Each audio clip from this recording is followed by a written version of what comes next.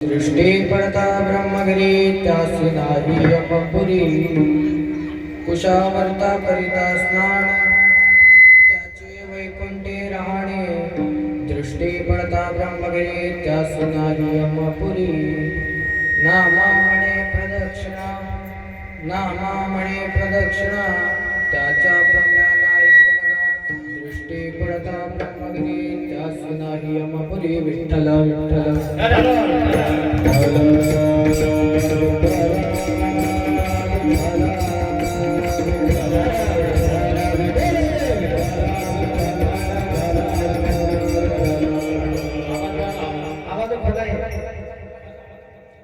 नागेंद्रहाराय त्रिलोचनाय भस्मांगरागाय महेश्वराय नित्याय शुद्धाय दिगंबराय तस्मै नकाराय नमः शिवाय समचरण सरोजं सान्द्रनीलाम्बुदाभं जगन्नीत पाणिं मण्डनं मण्डनानां तरुण तुलसीमाला कंदरं कञ्जनेत्रं सदय जगलहासं विठ्ठलं चिन्तयामि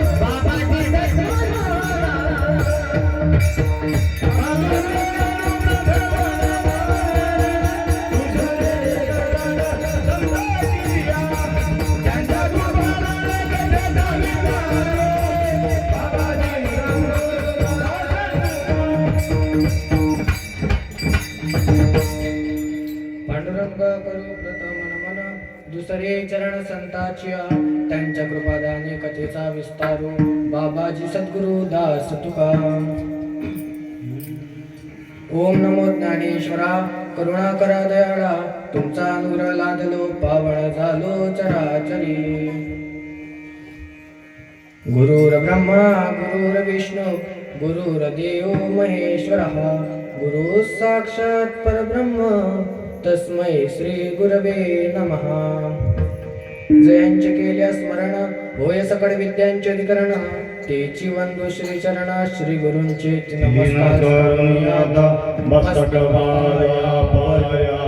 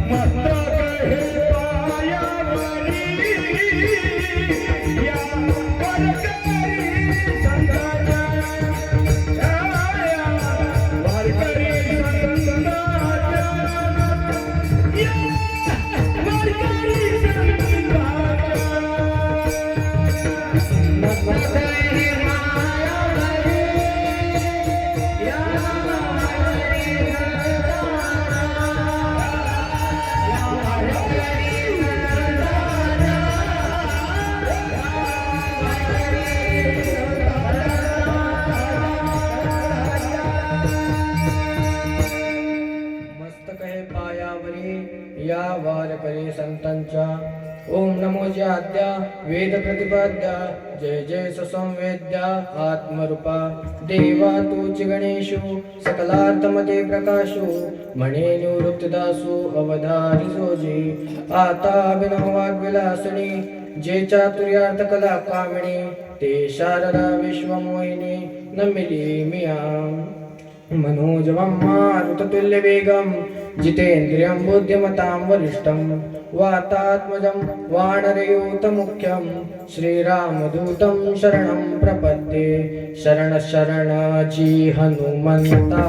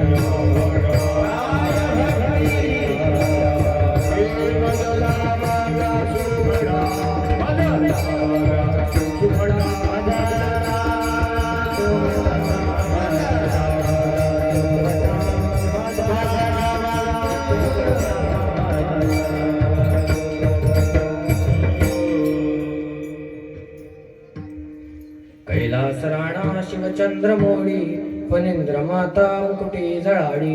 कारुण्य सिंधू भव दुःखहारी तुझ वीण शंभो मज कोण तारी. प्रस्तुत प्राप्त प्रसंगी प्राप्त वेळी चिंतन रूपी सेवे करता घेतलेला अभंग जगतमान्य जगतवंदनीय आपल्या सर्वांचे परिचित असणारे नवे नवे गेल्या 3 वर्षापासून जेव्हापासून मी कीर्तन करतो तेव्हापासून आपल्या गावामध्ये ज्या संतांचा अभंग मी दरवर्षी घेतो असे असणारे संत ज्यांचं संपूर्ण संत मांदियाळीमध्ये सुद्धा ज्यांचं नाव खूप मोठं आहे. नवे नवे नावच नाही तर वयाने आणि ज्ञानानेही जे श्रेष्ठ आहेत असे संत शिरोमणी नामदेव महाराजांचं 4 चरणाचा तीर्थाचं व तीर्थाच्या प्रदक्षिणेचं वर्णन करणारा आजचा अभंग आहे. विठ्ठल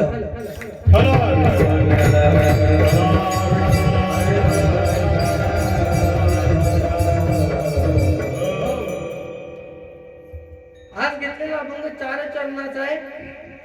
नामदेवरायांचा आहे. काही लोकांनी विचार केला असेल याला भलं 3 वर्षाचा आठवते. नेमकं 3 वर्षापासून माझं इथं पहिलं कीर्तन मंदिराच्या आत ज्ञानेश्वरी पारायणाला झालं. त्यावेळेसही मी नामदेवरायांचा अभंग घेतला होता. साधू थोर जाणा साधू थोर जाणा साधू थोर जाणा कलियुगी. आणि मागच्या वर्षी घेतला होता तोही अभंग मला बऱ्याच म्हणजे चांगल्याने आठवतो. ब्रह्ममूर्ती संत जगी अवतरले उद्धरावया आले दीन जना. आता मागच्या वर्षी काल्याचा अभंग श्रीकृष्ण महाराजांनी कोणता घेतला होता तुम्ही एक वेळा सांगा. मला खरंच सांगा दादा, आपण आपल्या सप्ताहामध्ये आपण 7ही दिवस कीर्तन ठेवतो ना.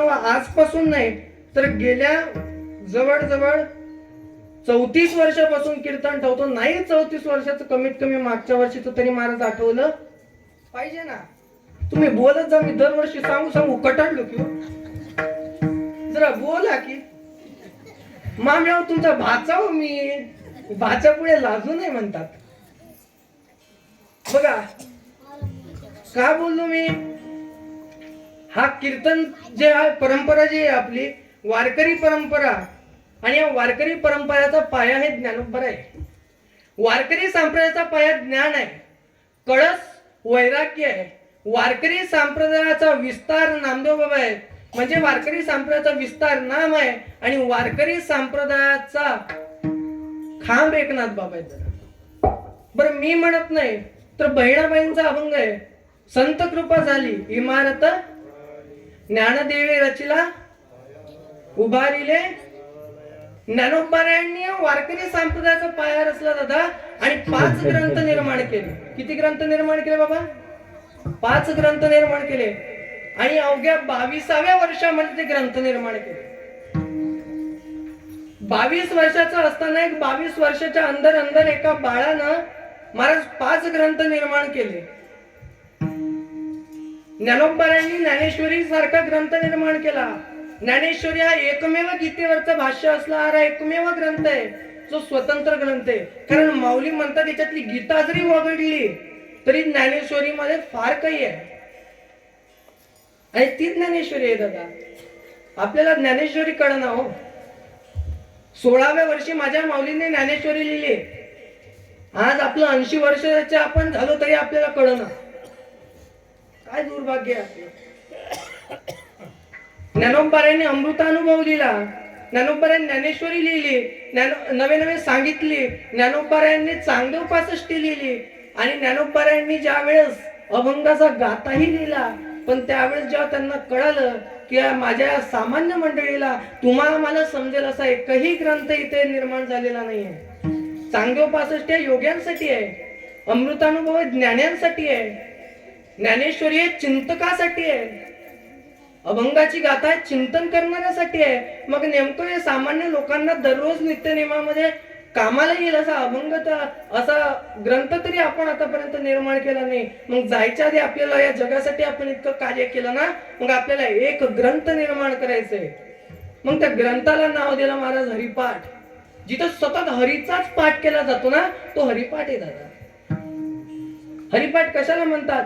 त्याच्यामध्ये माऊली जिथं तिथं सांगतात हरिमुखे म्हणा, हरिमुखे म्हणा.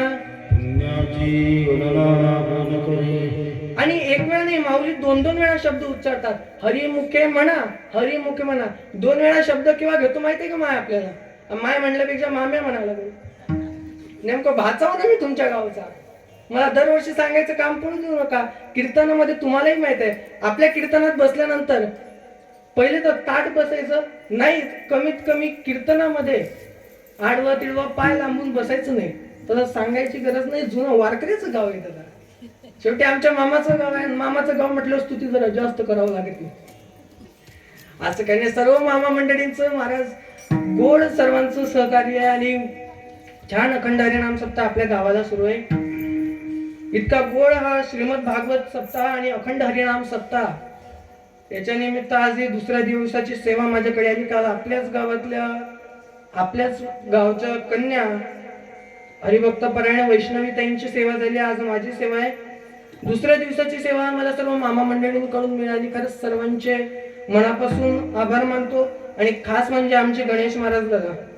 खरंच काय देवाला दिलं खरंच काय दिलं असेल महाराज. म्हणायला छोटी मूर्ती. आता काय काय लोक आम्हाला म्हणतात हो मूर्ती लहान कीर्तिमान. खरं सांगू आम्हाला सर्व म्हणतात, पण आज मी स्वतःहून म्हणतो महाराज मूर्ती इतकी लहान जरी असल्या तरी कीर्ती अख्ख्या तालुका भर नाही तर जिल्हा भरही इतकी आहे महाराजांची. आणि त्यांचं अंतकरण कसं आहे माहितीये का? आकाशासारखं. आकाश म्हणजे अंबर, आकाश म्हणजे अंबर. आणि महाराजांचं अंतकरण कसं आहे? अंबरासारखं आहे. महाराजांचं अंतकरण आहे अंबर. संस्थेला जोगबाबाच्या संस्थेला वर्ष झाली 100. भाईजी बाबाच्या कृपेने दरवर्षी 2ऱ्या नंबरची सेवा मला करायला मिळते. म्हणून त्यांच्या कृपेने आज बांधतो कंबन आणि घेतो हरिनाम. विठ्ठल.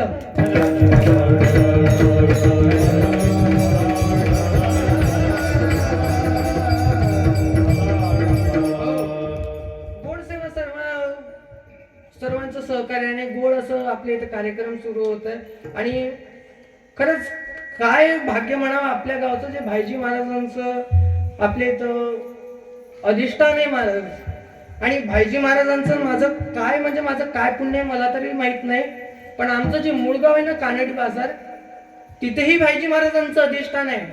आणि मामाच्या गावालाही भाईजी महाराजांचं अधिष्ठान. सांगायचं झालं तर आईच्याही गावाला भाईजी बाबाचं अधिष्ठान, वडिलांच्याही गावाला भाईजी बाबाचं अधिष्ठान. आणि इतकंच भाईजी बाबांना सोडलंय, ज्यावेळेस आमच्या आजोबा गाव सोडून काही कारण असतो तपोवन लागले ना, तर तिथून पुंजाजी नगरहून 1 किलोमीटरवर सुद्धा भाईजी बाबाचं जन्मस्थान झालं.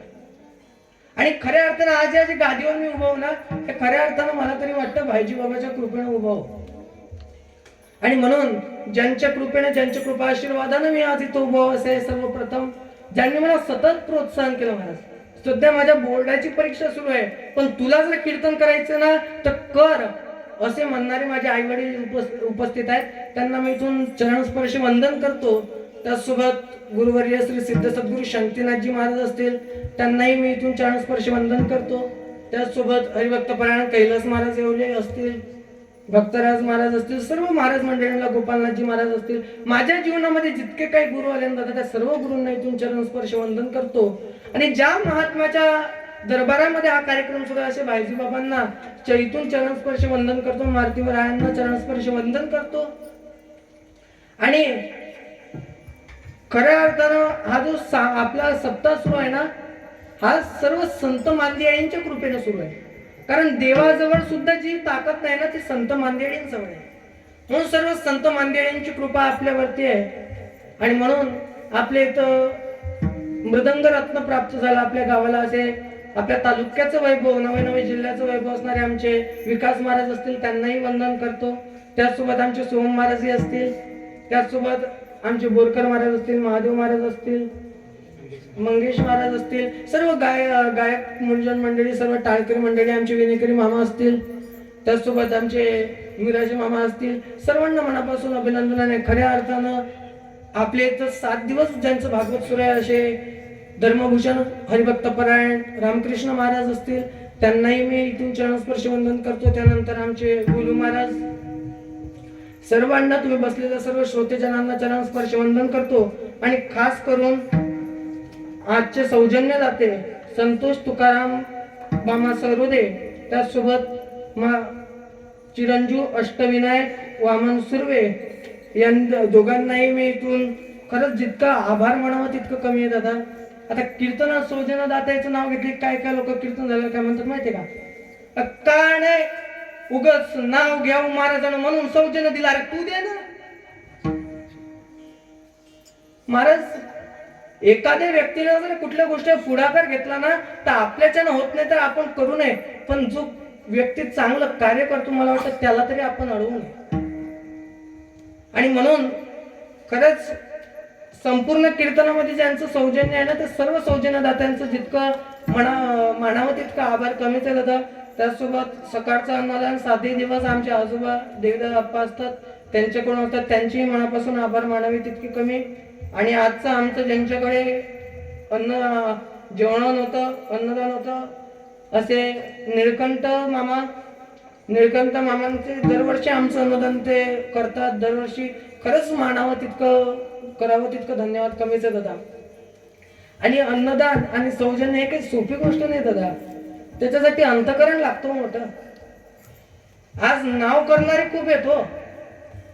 आज 5 मिनिटं जर एखादा कीर्तन करायला सौजन्य दात्यावर, अन्नदात्यावर जर बोललं ना तर लोक ऐकून चांगले न घेतात, पण बाहेर गेल्यावर त्याची टिंगलटावरी करतात.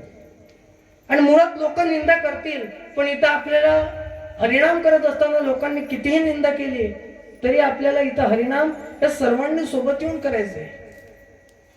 आणि जोपर्यंत आपण प्रत्येक जण थोडं थोडं सहकार्य करणार नाही ना तोपर्यंत नाही होतो. काय काय लोक महाराज पॉम्पलेट पाहिले की पाहिलं म्हणतात, अरे रातभर झोपू देत ना रे.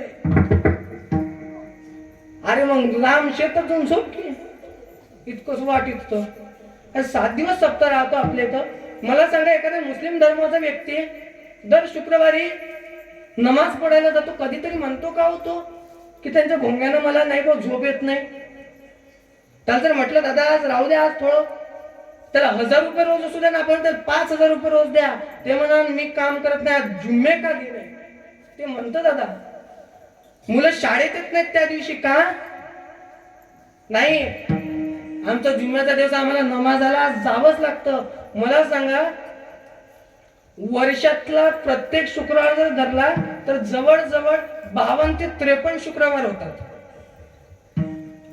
52 ते 53 शुक्रवार जर ते त्यांच्या देवतेसाठी देत असतील तर आपण 7 दिवस देणं याच्यात कोणती मोठी गोष्ट आहे दादा.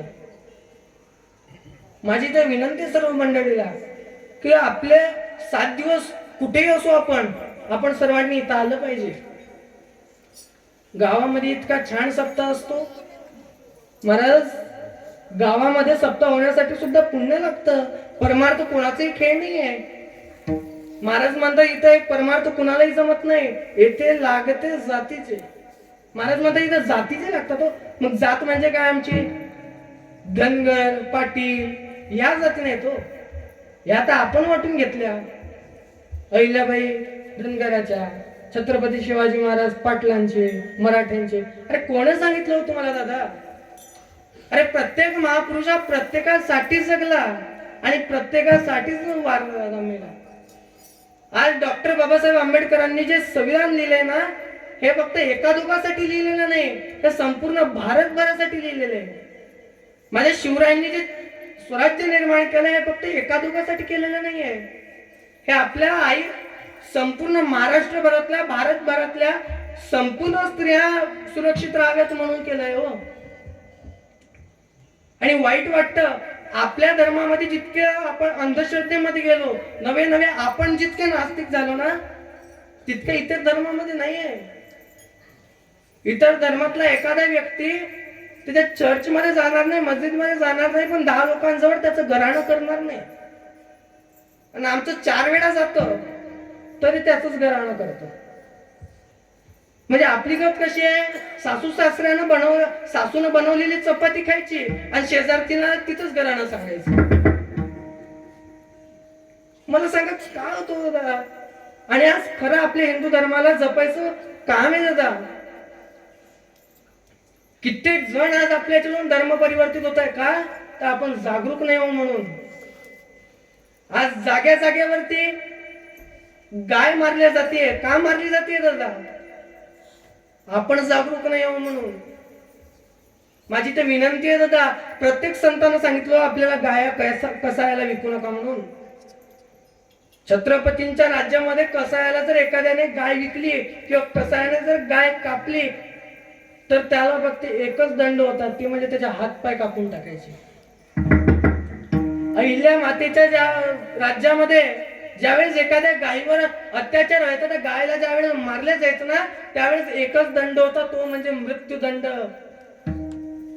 आजच्या काळामध्ये तसलं काही जरी नसलं ना, तरी आपल्याला कळायला पाहिजे, आज आपल्या महाराष्ट्रामध्ये राज्यमातेचा दर्जा त्या गायला उगाच नाही मिळाला.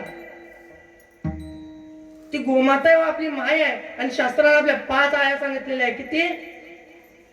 किती सांगितल्या? 5 आया सांगितल्या. पहिली आपली जन्मदाती आई. पहिली सांगितली ती म्हणजे आपल्याला जन्म देणारी आपली आई. दुसरी आई सांगितली ती म्हणजे आपली आजी. आजकाल मुलं आजीपासून लांब होत आहेत. दुसरी आई सांगितलं ती म्हणजे आपली आजी. तिसरी आई या शास्त्राने आपल्याला सांगितली ती म्हणजे आपली सासू बायकोची आई. महाराज, आजची परिस्थिती इतकी खराब आहे ना, लोक स्वतःच्या आईला वागवायला तयार नाही, पण बायकोच्या आईला वागवायला. अहो, एक सून इतकी तळपळ, इतकी तिनं मनात खूळ घातलं की आता आपल्या सासूला मारायचं. आणि सासूला मारायचं म्हटल्यावर तिनं नवऱ्याला कसं बसत जमवलं, मला काही कळत नाही बा. तुम्ही जमता कसं का कळू ना. आणि आजकालच्या बाहेर काय स्वयंपाक धोडी येईना, काय ना. आणि ते एवढ्यातच मी 8 दिवसाच्या दरम्यान एक पुढाऱ्याच्या घरी गेलो. घरात फ्रीज होता, फ्रीज. महाराज या म्हणे घर बघायला सहज गेलो आणि घरात फ्रीज होता. त्या फ्रीजवर नाही का स्क्रीन होता, स्क्रीन. आता फ्रीजवर पण स्क्रीन यायला लागली. म्हणजे बाहेर आता मोबाईल पण असा ठेवायचं काम नाही स्वयंपाकाचं, ते युट्यूब लावायला. काय महाराज, अहो एक पोरगी नवीन लग्न झालं. लग्न झाल्यानंतर तिच्या नवऱ्यानं सांगितलं, म्हणले तू आमटी बनव आणि पुऱ्या बनव. आता आमटी पुऱ्या बनव म्हणल्यावर हिला वाटलं ठीक आहे करू. युट्यूब, आता शेवटी गुगल बाबा युट्यूब बाबा सर्व चालत. मला आता परवाची कालचीच गोष्ट आहे. होळीच्या दिवशी एक जण म्हणलं ग्रहण आहे, दुपारी बाहेर निघू नका. ते मला काय म्हणलं माहित आहे का? महाराज, आता ग्रहण बिन काही नसते, काही दिवसानं सूर्य बी रिमोटावर उगवून गेला. ते का आपला आज आहे काय? कळू ना. तुम्हाला एक सांगू का, देव तुम्ही किती तंत्रज्ञानात किती विज्ञानामध्ये तुम्ही मोठे व्हा, किती तंत्रज्ञानामध्ये तुम्ही तज्ञ व्हा, तुम्ही तंत्रज्ञानातले तज्ञ असाल, विकास महाराज मृदंगातले तज्ञ असतील, मी बोलबच्चन करण्यातली तज्ञ असेल, गायक मंडळी गायन करण्यात तज्ञ असतील, पण दादांनो एक गोष्ट लक्षात घ्या, माझा देव सर्वज्ञ आहे. चतुरात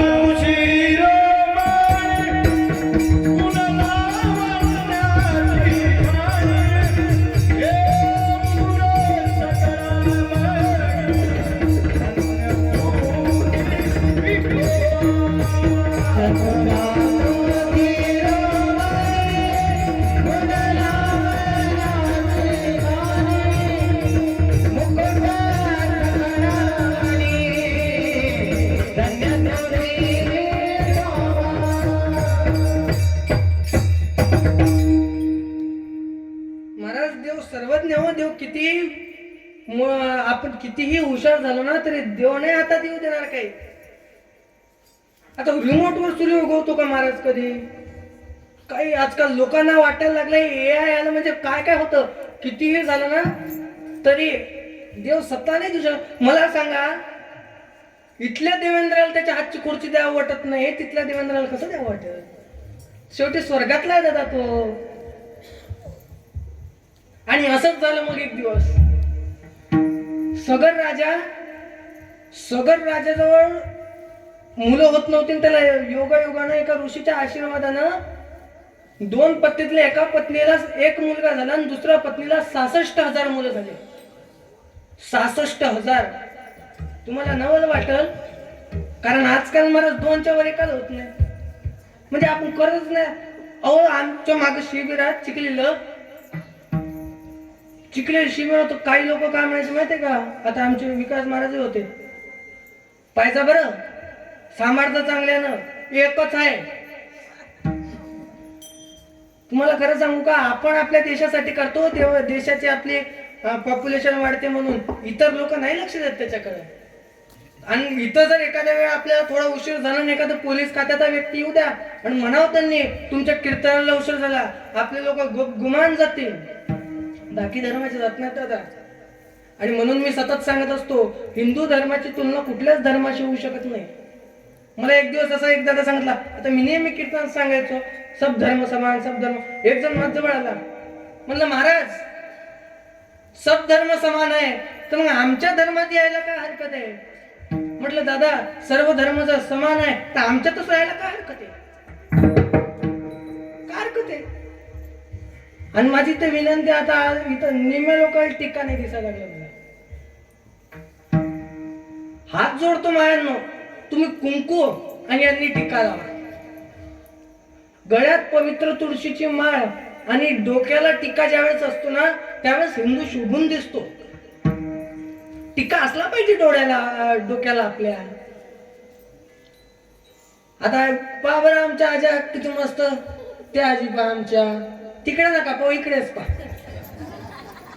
हो मला लोकायचं नाही. आपण एखाद्याचं नाव घेतलं तिकडच बघतात. इथून अख्खे चावद्यान जाता जाता असे सरळ तिकडे तोंड सुद्धा सहज म्हणा ओ गाढव इकडे पहा, अख्खे इकडे पाहतात. आपलं कसं आहे माहितीये का?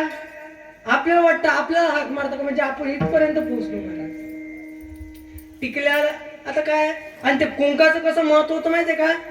आता पहा आमच्या काही काही अशा मोठं कुंकू लावून येतात.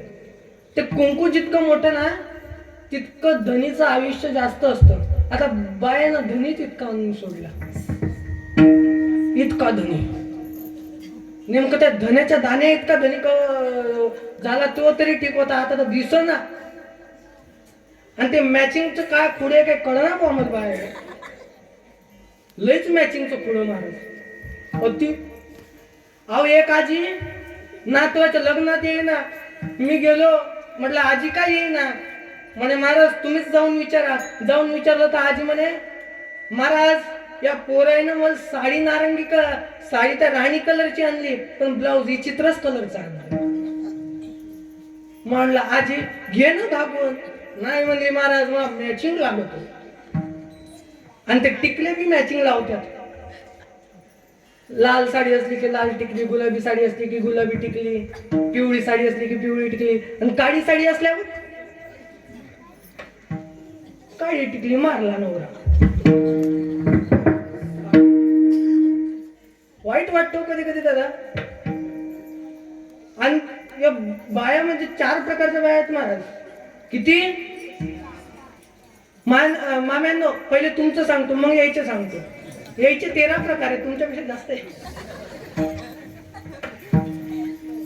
4 प्रकारच्या बाया सांगितलेल्या आहेत शास्त्राने बरं का, मी नाही. पहिली शंकिनी, दुसरी डंकिनी, तिसरी हस्तिनी आणि चौथी म्हणजे पद्मिनी. आता पहिली शंकिनी म्हणजे जे सतत संशय घेत राहते. आणि बायेचा सर्वात 2 खराब गुण, पहिला संशय घेणं आणि दुसरं तोंडावर कुलूप नसणं. आपल्या गावात मी तर म्हणतो गणेश महाराज, हे पॉम्पलेट तुम्ही काही जास्त छापत नका जाऊ. फक्त 8 दिवस आधी आहे ना 4 बायला सांगायचं मोजून. आणि 4 बायच्या कानात एक गोष्ट म्हणायची, काकू तुम्हाला म्हणून सांगतो, दुसऱ्याला सांगू नका.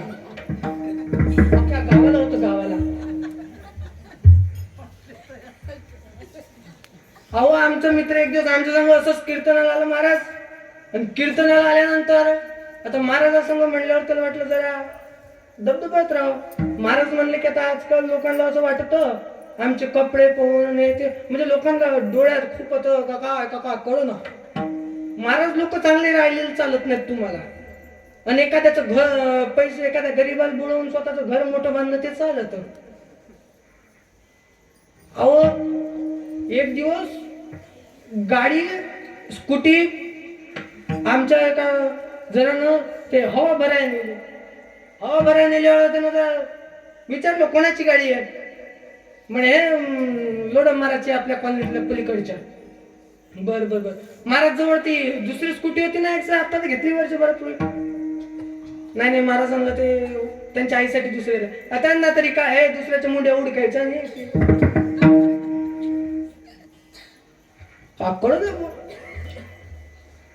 म्हणजे तेव्हापासून मी लोकांचा नाद करणं सोडलं महाराज. लोक कीर्तन करू देत नाही तो सुखानं. कीर्तन जरी करायला बसलं ना, आपण जर चिंतनीय कीर्तन केलं एखादं, तर 30 लोक म्हणतात काय येत नव्हतं, नुसतं गबाळा आणि उभं होतं. आणि आपण जर हसत खेळत चांगलं एखाद्या वेळेस कीर्तन करा ना दादा, 30 लोक म्हणतात येत काय नव्हतं, नुसतं नाचतीस नाचत. मग तुमच्या विचाराने करू काय? लोकांचं असं आहे महाराज की आपल्याला काहीच करू देत नाही.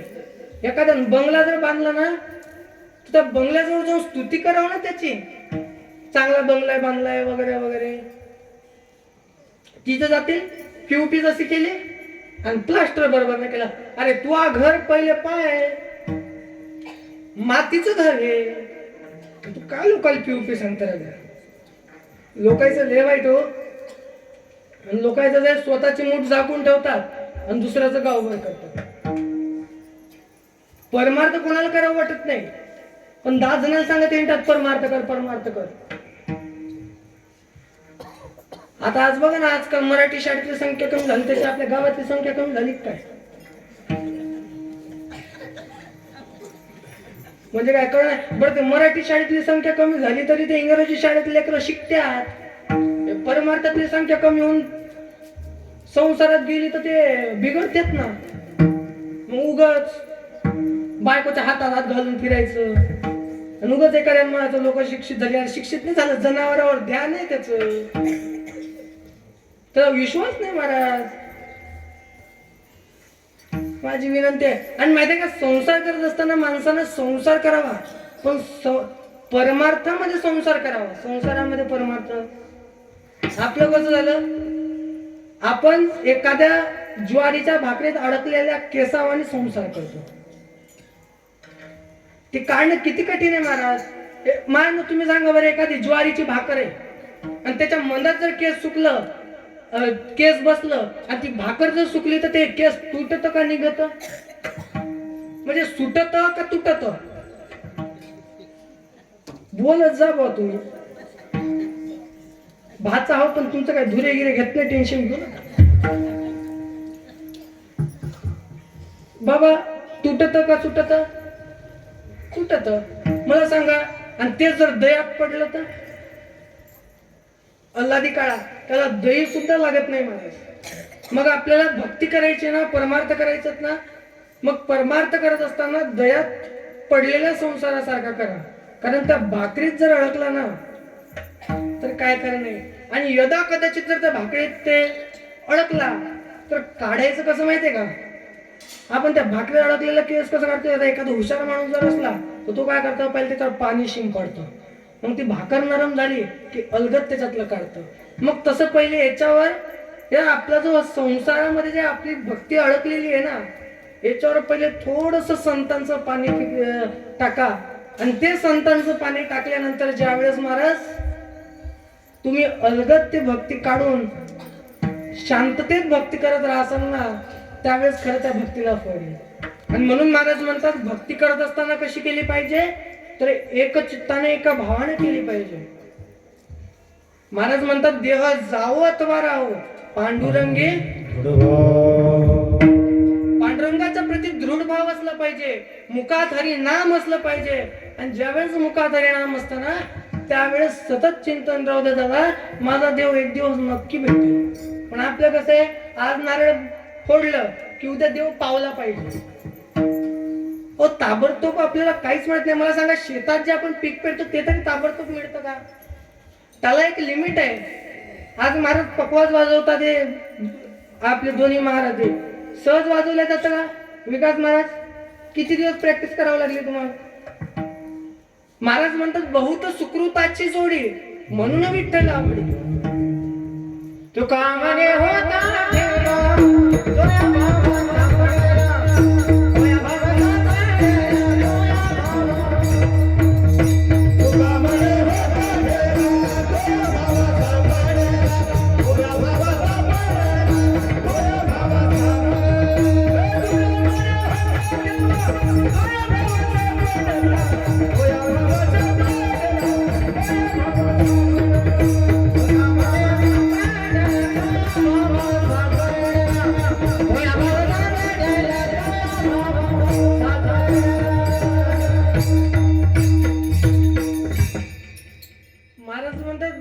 करत असताना सर्व देव गेला तरी चालते, पण भक्ती केली पाहिजे दादा. म्हणून जर भक्ती केली आहे तर आपला जन्म वायालाच जाणार आहे. म्हणून दादांनो, भक्ती करण्याकडे लक्षात द्या मायांनो. आपल्या पुरा लहान लहान लेकराला टिके लावायला शिकवा. इथं होतो मी, तुम्ही कुठे गेले तरी मी आणतो बरं का जागेवर, टेन्शन घ्यायचं नाही. हो, म्हणून हिंदू धर्माचं प्रतीक आहे दादा टीका म्हणून म्हणजे. आणि मायांनो तुम्ही टीका लावा. अहो आमच्याजवळ एक मित्र असा झाला कीर्तनाला, आणि कीर्तन आल्यानंतर ते रेटून बसल्याबरोबर त्याच्या मागच्या भीतीला नाही का टिकली होती, ते टिकली त्याच्या शर्टाला लागली. आणि नेमकं 6 महिने झालं त्याचं लग्न झालं. ते घरी गेलं आणि बायकोन ते शर्ट धुवायला घेतलं, शर्ट घेतल्याबरोबर तिच्या बायकोला ती टिकली असली. त्याची बायको कशी करत होती, कुठे गेल तो? धुता सुरू होतं तिथं. कुठे गेल तर? महाराजासंग कीर्तनाला गेलं. टिकली कोणाची म्हणजे? ते बाया शंकिनी, दुसऱ्या बाया डंकिनी. डंकिनी म्हणजे नेहमी डंक मारत राहते, आवरत कुणालाच नाही, कधी कोणा पुढं काय बोलून सांगता येत नाही. आता आजकाल कोणती बाई कोणा पुढं काय बोलून काही सांगता येत नाही. महाराज काय ते आजकालची पद्धत मला कळ ना बा. असो, तिसरा प्रकार होता बायांचा, तो म्हणजे हस्तीनी, म्हणजे एकदम झांबली बाई, जिला तुम्ही 4 वेळा आवाज दिला तरी ती येत नाही. ती झांबली कळते तुम्हाला? कळते का? त्याचा खामगाव साईड कडे जास्त शब्द चालतो आपल्यापेक्षा. हस्तीने म्हणजे जे स्तब्ध असते, जास्त कार्य करत नाही, तिचं काम कमी बोलणं जास्त असते, ती हस्तीने. काही काही बाळा असतात ना. आणि चौथी जी असते ती पद्मिनी. पद्मिनी म्हणजे आपल्या गावच्या बाया, म्हणजे सर्वात हुशार. कारण कसं भाचा जरी म्हटलं तरी गावाच्या बाहेर जावं लागतं. पद्मिनी म्हणजे सर्वात हुशार महाराज. आणि 4ही प्रकारच्या ज्या बाया आहेत ना, ते काही वेगळ्या नसतात. या 4ही गुण एकाच बाईत असतात, तेव्हा ती बाई म्हणतात. आणि बाईला कधीच पूर्ण गोष्ट सांगत नका जात जाऊ. तिचं नावच मुळात अर्धांगिनी, फुलांगिनी नाही. पूर्ण गोष्ट कधीच सांगायची नाही. एका जणानं शर्ट नेलं महाराज 2000 रुपयाचं आणि घरी गेल्यावर बायकोला सांगितलं. बायकोने विचारलं कितीचं आणलं, त्यानं सांगितलं 500चं आहे. आता बायकोला जास्त सांगताच मत नाही, उगाच अंगावर वधडली तर काय करता. त्यानं सांगितलं 500चं आहे, ते 500चं शर्ट आहे म्हटल्यावर तिनं पाहिलं, म्हणले सूत लय चांगले हो. तिनं पर्स मधले 500 काढले, त्याला दिले, म्हणले 500चं शर्ट मी माझ्या भावाला ठेवते, तुम्ही दुसरं आणा. काय बोलता महाराज. आणि म्हणून आपण बायच्या पुढेच जात नाही. अहो बाया काव्य रचना काय करतात महाराज. एक बाई पाळणा देत होती, पाळणा. तिला पाळणा म्हणायला सुरुवात केला.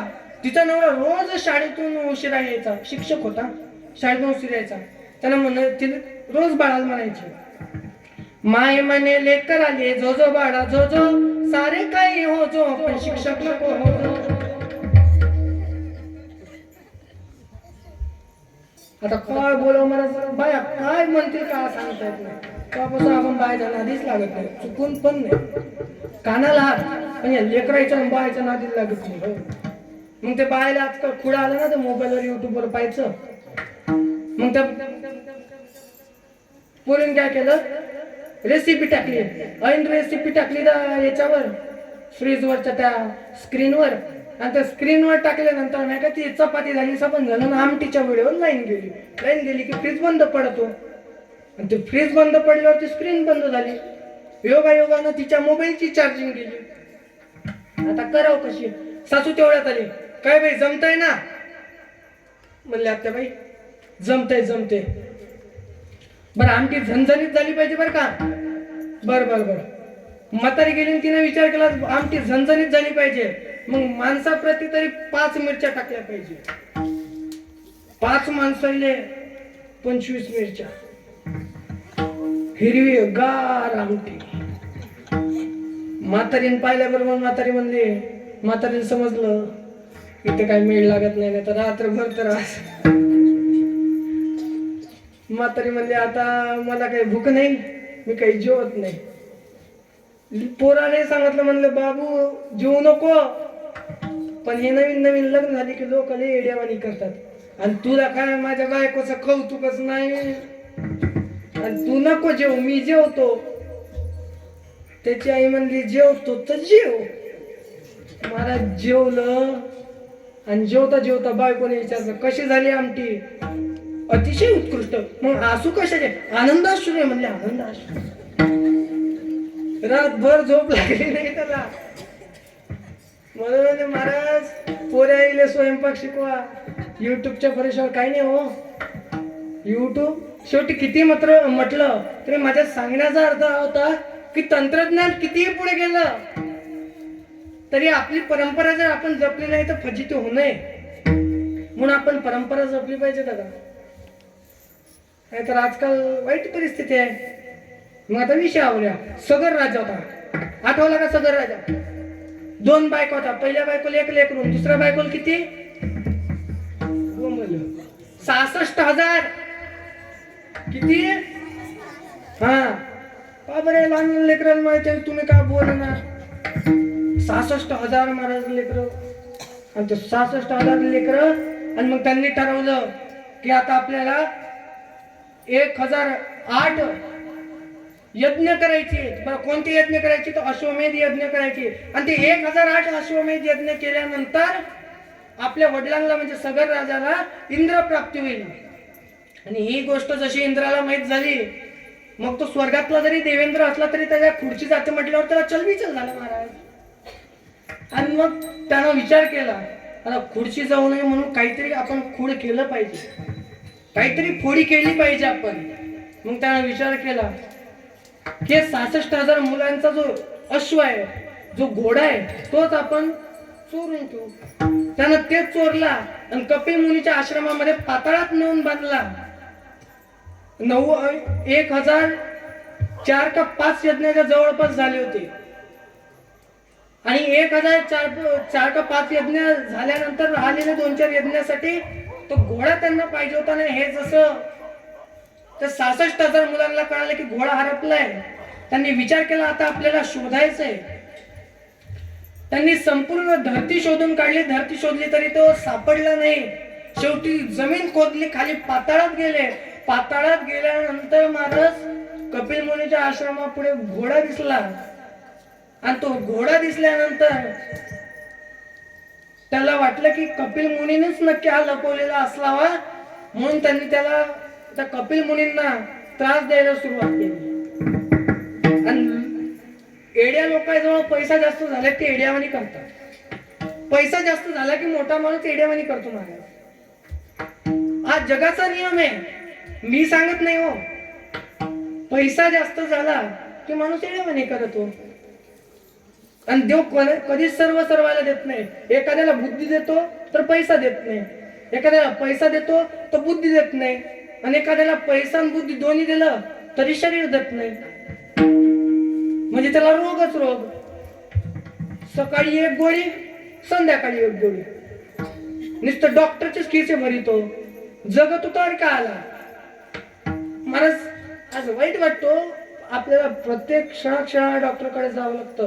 पण एका वेळेचा आनंद सुद्धा वाटतो की आज डॉक्टर इतके झाले की कापलेलं बोट सुद्धा जोडण्याचे आपल्यापर्यंत आज ते टेक्नॉलॉजी आली. नाही तर बरेच दिवस आपल्या भारताकडे काहीच नव्हतं. आपल्या भारताला खाण म्हटलं जायचं, पण ती खाण सुद्धा आपल्याला त्याचा उपयोग करता आला नाही. आपल्याला देवानं सर्व काही दिलं, भौगोलिक दृष्ट्या आपल्याकडे सर्व होतं, पण मेन म्हणजे आपल्याकडे मेंदूच नव्हता. आपल्या लोकांना कळत नाही हो, आणि म्हणून आपली लोक मागे चालले आहेत. आपण भक्ती योग्य पद्धतीने करत नाही, संसारी योग्य पद्धतीने करत नाही. एका माणसाने महाराज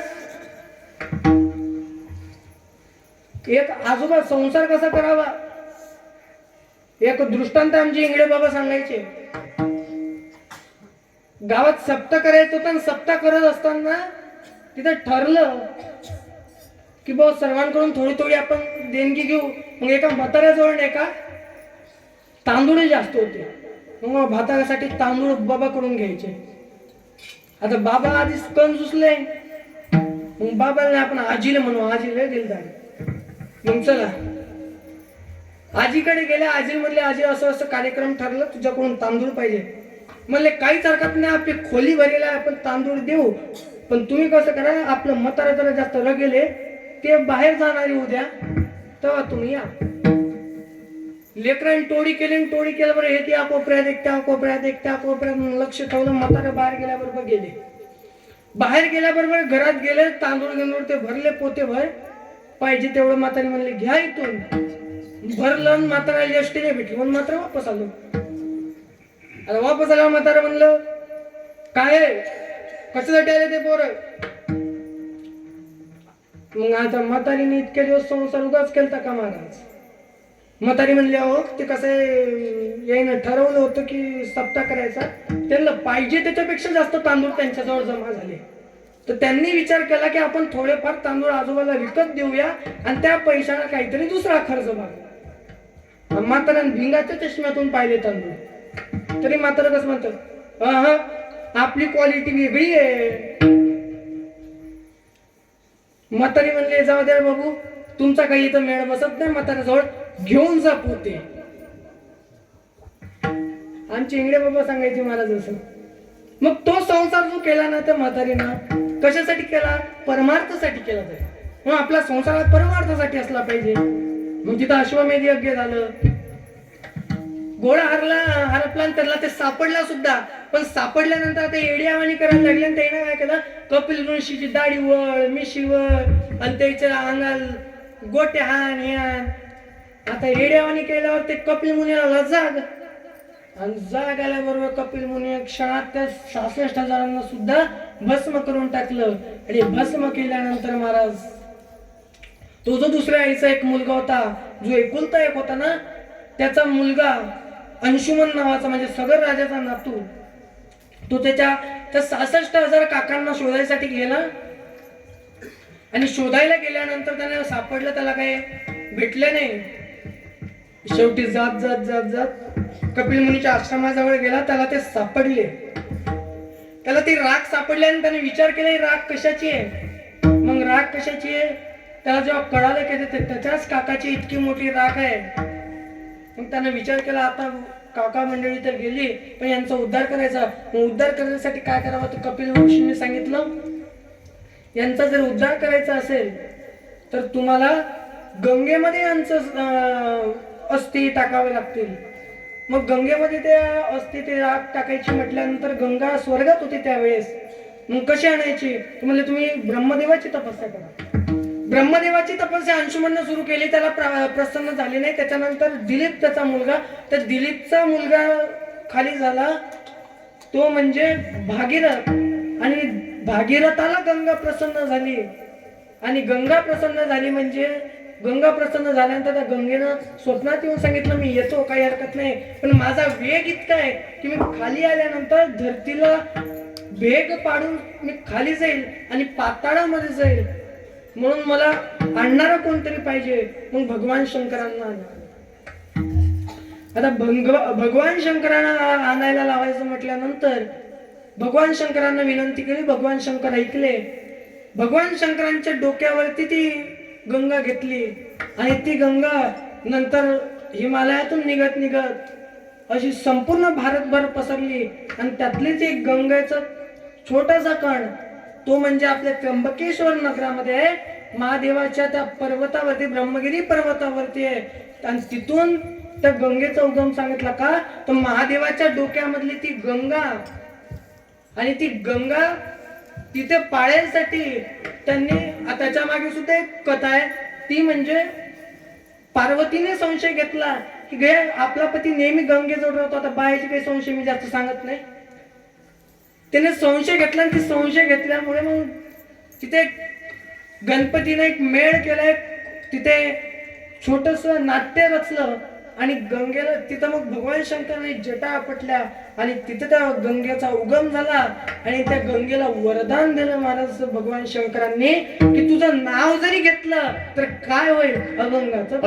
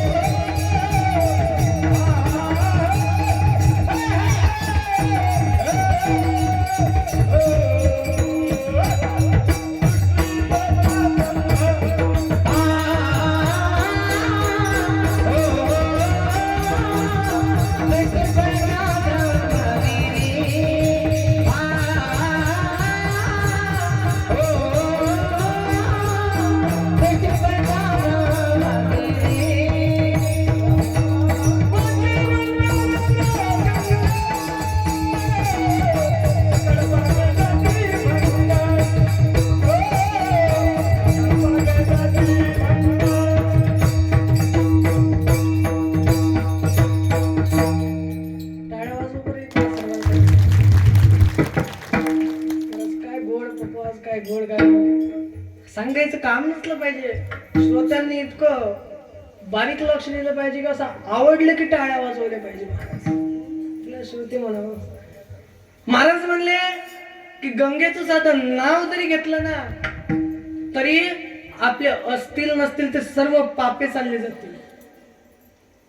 आणि म्हणून महाराज ते भगीरथाची ती गंगा त्यांना आणली, त्याच्या पूर्वजांचा त्यानं उद्धार केला. आणि नंतर काही लोकांनी तिथं विचारलं भगवान शंकराला की शंकर भगवान, अहो सर्वांचं आमचं सामान्य लोकांचं येणं नाही होतो, मग काय करावं आम्ही आमचा उद्धार करण्यासाठी, आमच्या पूर्वजांचा उद्धार करण्यासाठी? तर महाराज म्हणले तुमचा उद्धार तुम्हाला करायचा आहे, पापे घालवायचे आहेत ना, मग फक्त आणि फक्त तुम्ही काय करा तर आंघोळ करत असताना अंगावर लोटा, एक पाणी लोटा घेताना फक्त गंगा म्हणा, तुमचे सर्व पाप नाहीसे होतील. आजकाल आपल्याला नाही तुम्हाला न द्यायचे नाव येत, नाही तुम्हाला श्लोक जमत, चाललो पण साधं गंगेचं नाव घेतलं तरी पाप जातात. आणि म्हणून जुन्या लोकांनी ते भांड्याला नाव ठेवलं होतं. काय नाव होतं माहिती त्याला? आजा बोला की काय म्हणायचे? एक दोघीचा आवाज येतो, बाकीच्या याचं काय म्हणजे गळा गिळा बसलाय का तुमचा? म्हणजे बीएमबीच्या डेटा पासून मी बोंबल तू इथं. बोला काय म्हणतात? मला माहित नाही म्हणून विचारतो. गंगाळ म्हणायचे. काय म्हणायचे त्याला? गंगाळ. त्याचं जुनं नाव होतं पुरातन गंगालय. जसं देवालय असतं ना तसं गंगालय होतं. म्हणजे ज्याच्यामध्ये देवाचा वास असतो तो देवालय आणि जिथं गंगेचा वास असतो तो गंगालय. जुन्या लोकांनी त्याला ते नाव का ठेवलं होतं माहितीये का? कारण आपण आंघोळीला जाताना कमीत कमी बायकोला हा काय मारताना तरी म्हणावं, ऐ आता आजकाल पिलू म्हणतात, मी किती म्हणणार नाही, ऐ गंगाळ आण. गंगाळ म्हटल्यानंतर गंगेचं नाव घेतलं जाईल आणि त्याच्यानंतर स्नान होईल, म्हणजे पाप नाहीच होतील. म्हणून जुने लोक नावं ठेवायची. महाराज पहिल्या काळात काय नावं होती हो, तुकाराम, ज्ञानेश्वर. आजकाल तर काय नावाचा मेळच नाही. पप्प्या पप्पी नेमकं कळू ना. अहो एक आजी तिथं बसली एसटीत. आता एसटीच लय भारी झालं, काही बायनं महाराज वय वाढवून घेतलं फुकट एसटी हो म्हणून. पण 6 महिन्यानं दुसरी योजना आली त्याच्यापेक्षा फायदेमंद होती, लाडकी बहीण योजना. मला तिकडे कीर्तन गेलतो, एखादा एक आजी भेटली, म्हणजे महाराज तुम्ही सांगितलं ते बरोबर आहे, 2 योजना आल्या, काहींना पश्चाताप झाला, काहींना आनंद झाला. लाडकी बहीण योजना आल्यानंतर काहींना पश्चाताप झाला, काहींना आनंद झाला, पण मला फक्त आणि फक्त आनंदच आनंद होतो. म्हटलं माय कसं ग? म्हणजे महाराज 2 आधार कार्ड बनवले. 2 बाईला कुठं बोलता महाराज? बाईला ते तरुणाला तुम्ही चुकून बघा. तरुणाला मी नेहमी सांगत असतो, दादा नाचायचं ना इथं नाचा,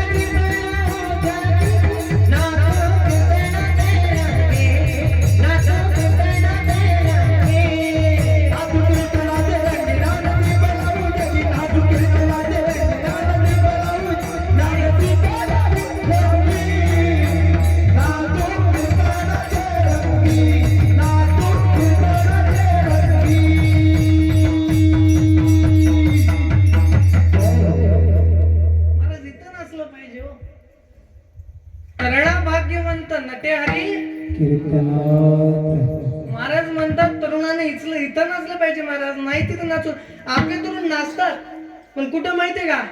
कलोरीकडे बघू बघू तर लोकनाथ महाराज कळ ना. आता काल होळी झाली. होळी का साजरी करतो आपण माहितीये का? पहिल्या दिवशी होळी झाली, आपण त्या दिवशी दहन करतो होळीचं. का? त्या दहनामध्ये होळिका मेली आणि भक्त प्रल्हाद वाचले. आणि मग त्याचा आनंद म्हणून ब्रिजवासियांनी त्या काळी दुसऱ्या दिवशी गुलालाची उधळण केली, म्हणून ते धुलिवंदन आहे. आपण त्याचा मेळच बदलून टाकलो. वृंदावनमध्ये महाराज 4 दिवस होळी चालते. किती विकास महाराज 4 दिवस होळी चालते तिथं वृंदावन मध्ये. आपल्या इथे 1 दिवसच करायची इच्छा होत नाही हो. काय ते नसलं लेकरं तर नुसतं पुंग्या वाजवते पुंग्या कळ ना. आणि ती एक सवय लय खराब आहे तरुणाची. आता उलटा हात करायचा आणि बोंबलत फिरायचा. अरे ते कवा वाजवते माहितीये का तुला? बाप मेल्यावर ते मडकं फुटल्यानंतर तसं वाजवत असतात. कधी वाजवायचं असतं का महाराज? काय आजकाल परिस्थिती वाईट आहे हो. महाराज म्हणतात नाचायचं ना ते इथं नसलं पाहिजे. तरुणांना इथं नसलं पाहिजे. नाही तिथं नाचून फायदा नाही महाराज.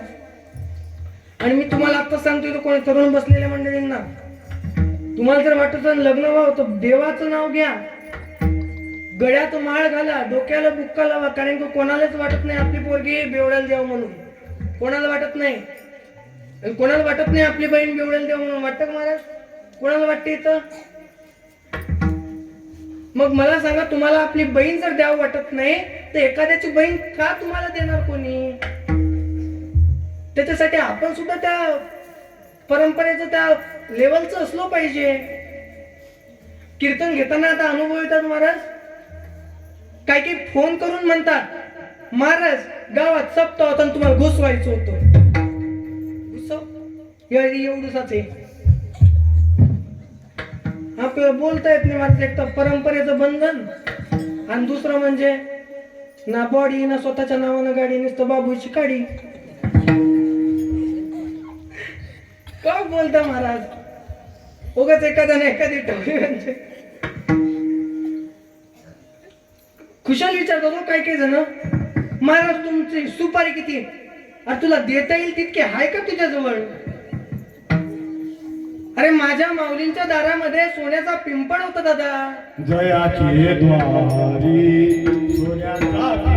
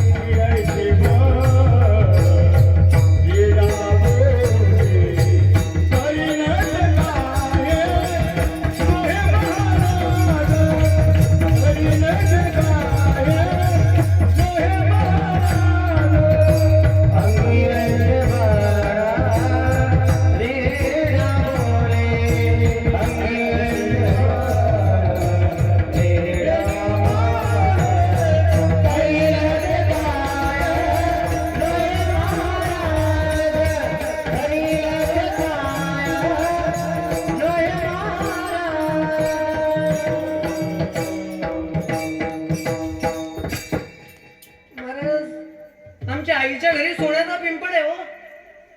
आमच्या बापाची म्हणजे आपल्या बापाची तुकोबारांची 65 लाखाची सावकारकी महाराज. त्या काळातली काय तुलना करता? आजकाल लोकांना कसं आहे फक्त आमचं दाखवायचंय.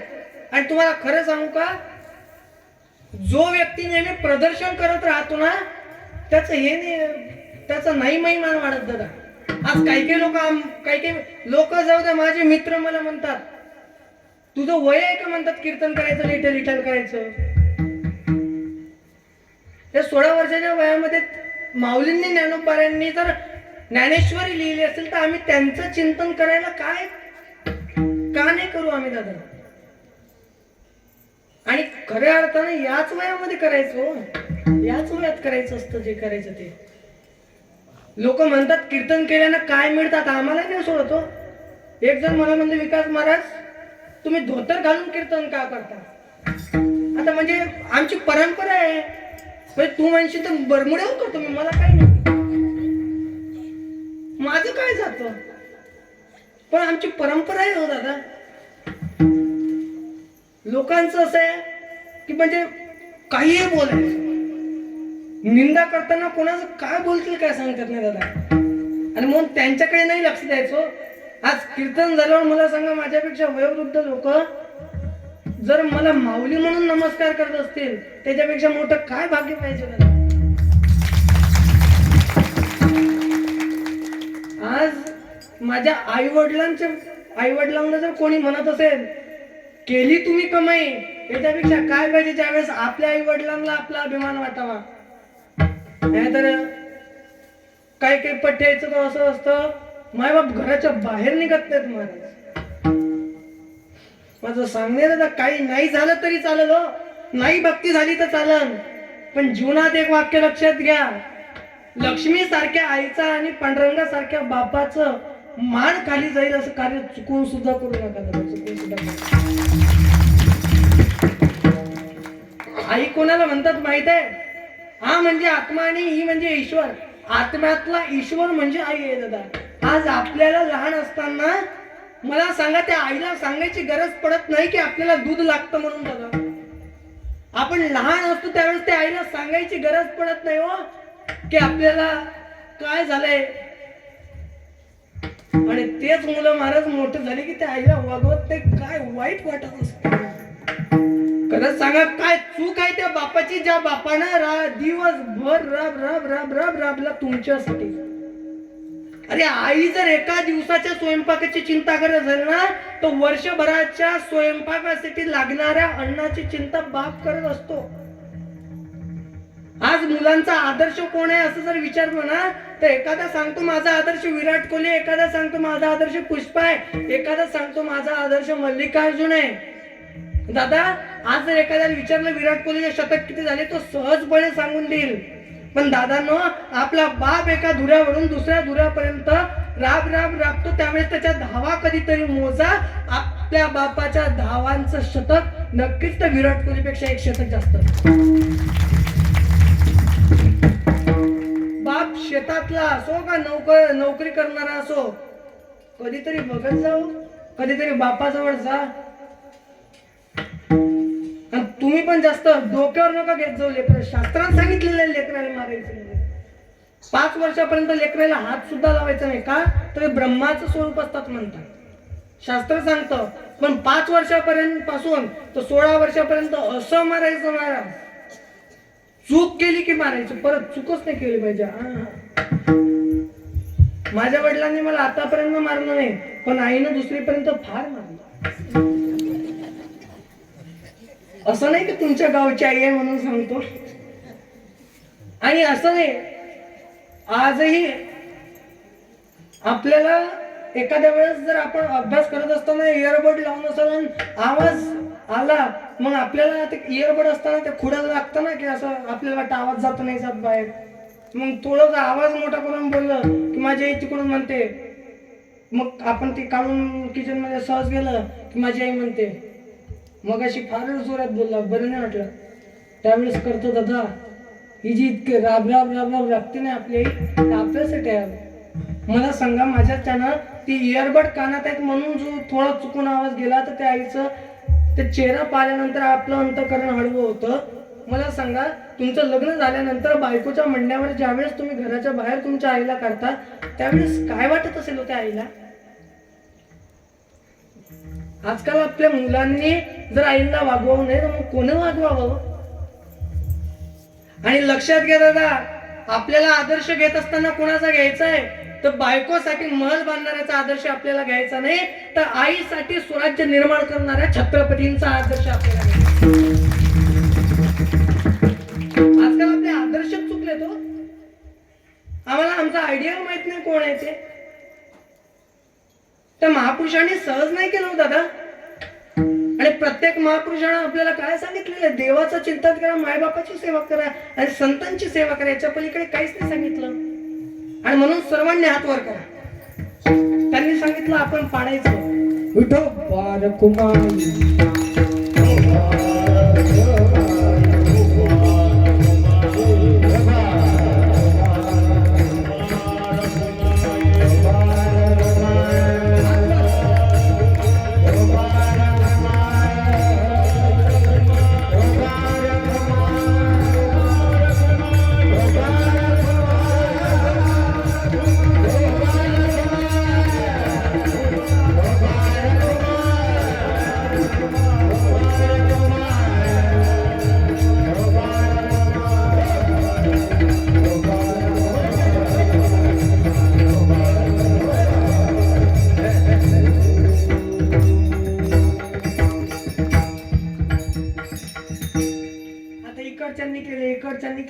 वर्गात मला सांगा गुरुजी जर नसले, आवाज दोघांना जरी केला तरी पनिशमेंट कोणाला असते?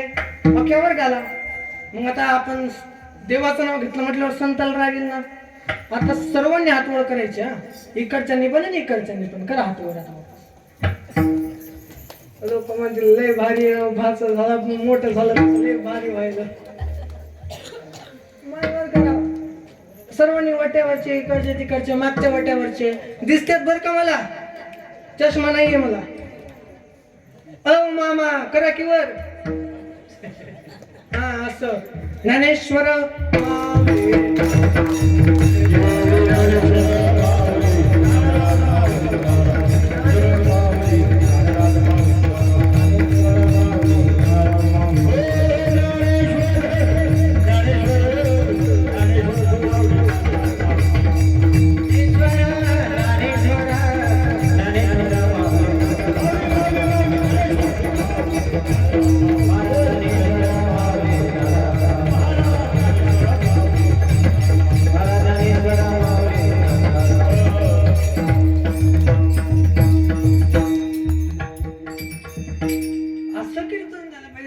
नामस्मरण झालं पाहिजे तर किंमत आहे. मला सांगा तोंड पाडून कीर्तन एखाद्या कीर्तनकाराने एखाद्या वक्त्यानं जर कीर्तन केलं तर तुम्हाला पाहायला आवडतं का? इकडे बघा ना माझ्याकडं, मी देख नाही ना. माझ्याकडे बघा ना, तुमचं लेकरू हो ना मी. इकडे बघा माझ्याकडे. एखाद्याने जर तोंड पाडून कीर्तन केलं तर तुम्हाला आवडतं का? नाही आवडत. मग तसं जर तुम्ही तोंड पाडलं तर आम्हाला आवडणार आहे का? म्हणून दादा माझं सांगणं आहे, कीर्तनामध्ये बसल्यानंतर हसत चेहरा असला पाहिजे. कसाही माणूस असू द्या, कसाही रंगाचा असू द्या, पण ज्यावेळेस तो तोंडावर हसू ठेवतो ना त्यावेळेस गोड दिसतो महाराज, कसाही असू द्या. आणि आजकाल मला सांगणे तरुण मंडळी, दादा मिशा ठेवा जरा. मी आवर्जून सांगणार होतं का माहितीये का, आजकाल पुण्या मुंबई कळ त्याच बरोबर आहे म्हणा. आता बायकोच घेत नाही म्हणल्यावर मिशा का चार बुलवायला ठेवायचे पण काढू नका दादा ते. म्हणजे कधी कधी आणि ते बरं मिशा काढते तर ठीक आहे, मग केस तर जागेवर ठेवते. केस हे असे लांब लांब लांब. एक दिवस स्कूटी घेऊन चालवून म्हणतात एक माणूस आला लांब लांब केसाचा. मी म्हटलं हो ताई बाजूला सारखं ना. हो म्हणे ताई नाही मी दादा आहे. म्हणलं मग ताई कुठे आहेत? म्हणे त्या माग. ताई पाहिले तर जीन्स पॅन्टीवर. आता काय बोलतो दादा, संस्कृती जपव दादा. आज आम्हाला धोत्रावर पाहिली की लोक म्हणतात काय धोतर घालतो. आणि आपल्या गावाचं मला विशेष वाटलं यावर्षी विनेकरी धोत्रावर, दोन्ही पकवाजी धोत्रावर, गायक धोत्रावर टाळे वाजवे पडा सर्व.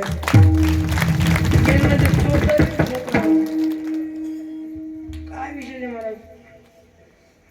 मला टाइम कमी पुरतो पण मी कसं जास्त सांगत नाही. तर काय काही इकडे मी एक दिवस 6चं कीर्तन होतं, 6 ते 8 कीर्तन असतात बऱ्याच ठिकाणी. मी 5:30-5लाच पोचलो. कीर्तन झाल्यावर जेवण होतं. मला वाटलं नेहमी सारखं आधी आहे का काय. मी आधीच पोचलो. जात असताना मला जन कीर्तन घेतं तेच म्हणलं हे पोरा बाजूला सरक महाराज येते. तेव्हापासून मी सहसा विचारत असतो पहिले चोपदार बो आहेत का. अहो एका जागेवर महाराज खोटं नाही सांगत, एका जागेवर मंगलाष्टक, आता उदाहरणामध्ये मंगलाष्टकाचं वर्णन आलं. केलं सुरू मी. आली लग्न घटी समीप नवरा घेऊन या वागरा वाजन. जास्त बोलत नाही. एखाद्याच्या हातात तांदूळ असले तर मन चोपदारावर टाकतो. काय म्हणत लोकांचं काहीच सांगतात नाही. बघा आता माझ्याकडे लक्ष द्या.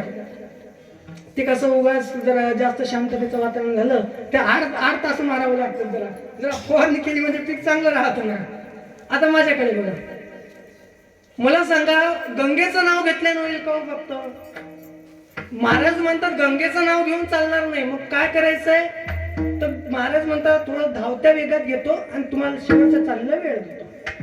महाराज म्हणतात तुम्ही ब्रह्मगिरी नावाचा पर्वत डोळ्यानं जरी पाहिला तरी काय होईल म्हणतात महाराज?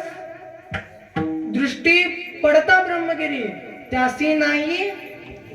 महाराज म्हणतात तुम्हाला यमलोकाला जायचं काम पडणार नाही. बरं महाराज आमचं यमलोक हुकलं, पण आम्हाला आता काही लोक म्हणले महाराज आम्ही ब्रह्मगिरी पाहिलं, गंगेत स्नानही केलं, नावही घेतलं, पण आता आम्ही काय करावं? महाराज म्हणले सकाळ झाली, तुमची रात्रीचं मस्त झोप झाली, आता सकाळ झाली, तुम्ही स्नान करून या कुशावर्तावर.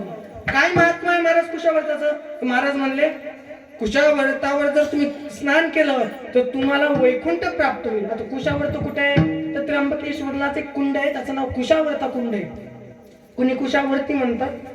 गाथ्यामध्ये कुशावर्त आलं, गोरखपूरच्या गाथ्यामध्ये. मग त्या कुशावर्तावरती जर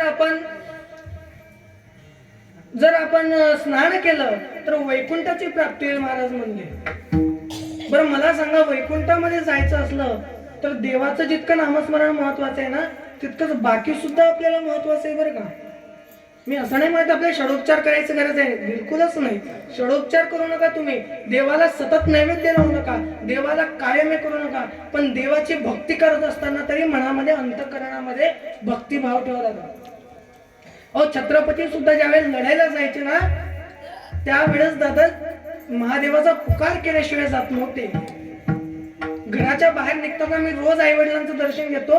छत्रपती सुद्धा लढायला असो किंवा कधी असो रोज आई वडिलांचं, वडील तर त्यांचे लवकर वारले होते, आईंचं दर्शन रोज घ्यायचे दादा ते. आज मला वाटतं किती पोरं घेतात बरं तुमचं दर्शन रोज? करा बरं हातवर. आणि मला सांगा आता मोबाईल किती लेकरं घेतात? आता करा ना हातवर. महाराज मुलांना दर्शन घ्यायची सवय लावा. घरी मोठा आला त्याचं दर्शन घ्यायला लावा आणि रोज आई वडिलांचं दर्शन घ्यायचं. काय पोरं इथं सांगतो सर्व अनुभव आहे, अधिकारानं सांगतो. शेवटी हाती भाऊ म्हणल्यावर अधिकार आहे माझं सांगायचं. रोज आई वडिलांचं दर्शन घ्यायचंच का नाही? पहिले आई वडिलांचं दर्शन घ्यायचं, तिथून पारावर यायचं, भाईजीबाचं दर्शन घ्यायचं, हनुमंतरायाचं दर्शन घ्यायचं, मग तुम्ही दिवसभराचा अभ्यास करायचा. मेरिट मध्ये असाल. कशात असाल? मेरिट समजते तुम्हाला? आता टॉपर असाल, टॉपर. आज कालचा वेगळं भाऊ मेरिट करू ना दादा. आणि आपण त्या महापुरुषांचा आदर्श घेतला पाहिजे हो. मला सांगा, त्यावेळेस अफजल खानानं गाय सुद्धा मंदिरामध्ये कापली महाराज, पण त्यावेळेस सुद्धा शांततेत ठेवलं. मस्तक त्यांनी शांततेत ठेवलं, लक्षात घ्या. आणि म्हणून एका महान व्यक्तीने छान म्हटलेलं आहे की समस्या का आना ये तो पार्ट ऑफ लाइफ है, लेकिन उसको शांतता में निपट लेना ये आर्ट ऑफ लाइफ है. आता तुम्ही वाजवा, चांगले नाही कळालं तरी वाजवा. माझा गळा कोरडा झाला, इतकं नका बोलायला. आणि म्हणून महाराज कोणावर समस्या आल्या नाही हो. तुकोबारायांना सुद्धा मारलं महाराज, तरी तुकोबाराय संध्याकाळी गेले म्हणले मंबाजी बा चला कीर्तनाला. इतकी शांतता असली पाहिजे. शिवरायांना बाहेर काढायसाठी अफजल खानानं काय नाही केलं महाराज, पण तरी सुद्धा त्या शिवरायांनी आपल्या बाहेर नाही निघाले. काही ना काही कारण करून अंदर आले. म्हणले त्याला प्रतापगडाच्या पायथ्याशी येऊ जावं लागेल. आणि प्रतापगडाच्या पायथ्याशी खान प्रतापगडच्या पायथ्याशी खान,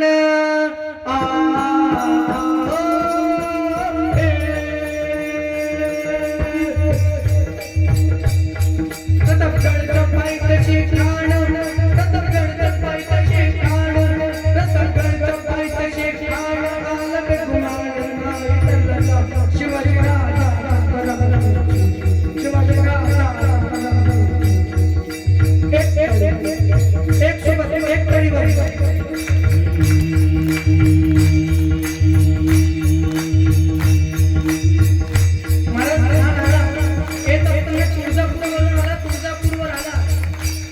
तुळजापूरला कोण राहते? तुळजापूरला माझी भवानी माय राहते. तर भवानी मायच्या मंदिरात आला, तिथं मंदिरातली मूर्ती फोडण्याचा प्रयत्न केला, पण माझ्या मावळ्याला माहित होतं, माझ्या शिवरायांना माहित होतं, त्यांची मूर्ती बदलली महाराज.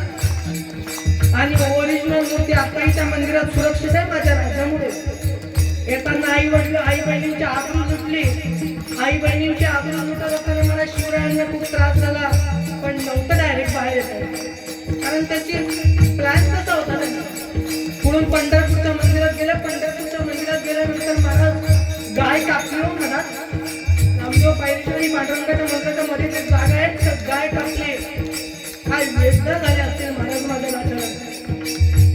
आणि जे लोक म्हणतात ना की शिवराय सुद्धा मांसाहार करायचं, मला वाईट वाटतं आपल्या धर्मात असे लोक म्हणणारे आहेत. आपले किती चुकीची गोष्ट आहे दादा. आणखी काय आपल्याला दुर्भाग्य. महाराज आणि प्रतापगडच्या पायथ्याच्या नंतर एक शानदार शामियाना, शानदार शामियाना उभारीला, शामियाना उभारीला. सय्यद बंडत त्याच्या संगतीला, सय्यद बंडत त्याच्या संगतीला. शिवबाच्या संगते माळा, शिवबाच्या संगते माळा. शिवरायांच्या सोबत कोण? जीवा महाळा. मला काय जात त्या जीवा महाळात जात नाही काही माझ्या राजाकडे. प्रत्येक जातीचा मावळा माझ्या राजाकडे होता, ते माझ्या राजा होता दादा. कधी जात पाहिजे. आज जे आपण सेक्युलरिझम वगैरे इंग्रजी शाळेत शिकतो ना, ती सेक्युलरिझमची टर्म माझ्या शिवरायांनी त्या काळात दिली. The term secularism is given by Chhatrapati Shivaji Maharaj. त्यांनी दिली हो, कोणी दिली तरी. जीवा महाराज सोबत होता म्हणून म्हटलं तो होता जीवा म्हणून वाचला शिवा. टाळी वाजवा, कारण टाळी तोच वाजवेल जो भारतातला असेल, तो टाळी वाजवेल. पाकिस्तानाच्या वरात ते वाजवा. शिवबाच्या संगते माळा, शिवबाच्या संगते माळा. राजाला पाहून खान म्हणतो कसा, आओ शिवाजी आओ हमारे गले लग जाओ. खानानं हाक मारली महाराज, आणि हाक मारल्यानंतर राजाने गेले.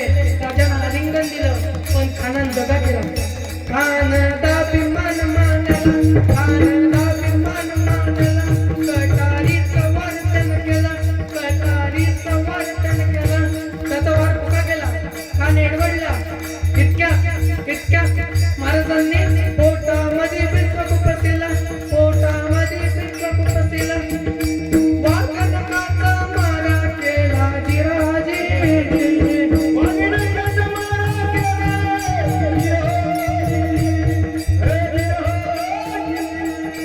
हो, शिवचरित्रकार वर्णन करतात बघा.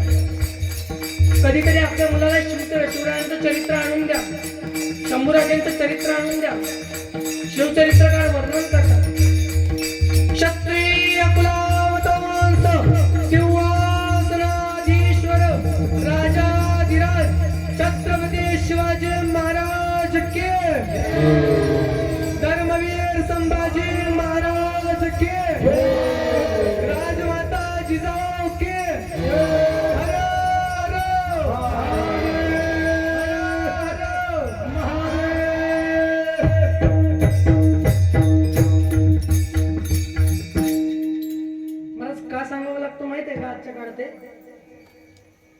काही लोक म्हणतात कीर्तनात पोवाडा घेणं योग्य आहे का. कीर्तन तसं सुटलेलं आहे, संपलेलं नाही, सुटलेलं आहे. आणि मला सांगा, ज्या राजामुळे आज आपली मंदिरं वाचले, आज आपल्या आई बहिणींची आबरू वाचली, त्या राजाचं का गुणगान गाऊ नये आम्ही. आणि काय नाही केलं महाराज त्या राजानं. आणि त्यातल्या त्यात आपल्याच संप्रदायातले राजे आहेत बरं का. तुकोबबाराय त्यांचे गुरु आहेत. मग मला सांगा, तुकोबबारायांच्या शिष्याचं वर्णन करायला काय हरकत आहे आपल्याला. आज आपल्या मुलांना आणि प्रत्येकाला वाटतं की शिवरायांनी जन्म घ्यावा, पण आपल्या पोटी नाही, शेजारणीच्या. का अहो, कधीतरी असं सुद्धा वाटू द्या, माझ्या पोटी ज्ञानोबा तुकोबा यावे, शिवराय यावे. आणि त्याच्यासाठी तुम्ही महाराज गाथा वाचणं गरजेचं आहे. गर्भात मुलगा असताना संतांचं चरित्र वाचणं महत्वाचं आहे. देवाचं चिंतन करणं महत्वाचं आहे. आपल्याच्यानं ते होईना. आपण नुसतं खाण्यावर लक्ष देतो.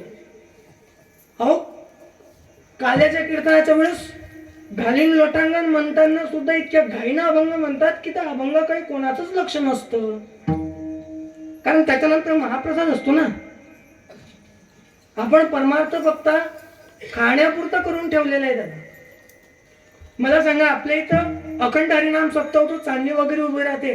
आपण जे 7 दिवस कंटिन्यू नामस्मरण करतो, जो पहारा देतो, तसंच जर नामचिंतन आपण आयुष्यभर चालता फिरता केलं तर किती पुण्य भेटेल दादा. खरं सांगा, संतांना काय नाही केलं आपल्यासाठी. आपल्याला प्रत्येक गोष्ट दिली संतांनी दादा. आणि म्हणून त्या संतांचे उपकार आहेत आपल्यावर. मग का घेऊ नये आम्ही त्या संतांचं नाव. अहो, त्या संतांनी आज इतकं आपल्यासाठी केलं म्हणून आज आपण इथपर्यंत होत आलो. संत उगाच म्हणत नाही ना मांसाहार करू नका. बोकळं अशीच जाते दादा. बोकळं अशीच जाते ज्याला जन्माला आल्यानंतर 3 दिवस झाले की तो आईवर सुद्धा वाईट नजर टाकतो. मला सांगा, त्याला जर एखादा व्यक्ती खात असेल तर कशी बुद्धी होत असेल त्याची. आणि म्हणून आजकाल हे प्रकरण घडतात. माझी विनंती दादांना, माळा घाला, हे टीका बुके काहीतरी लावा. हिंदू धर्माचं प्रतीक आहे. कारण हिंदूचा माता भोळ माता नसला पाहिजे. हिंदूंचा माता टिक्यानं भरू असला पाहिजे दादा. तर हिंदू म्हणून जगायला किंमत आहे.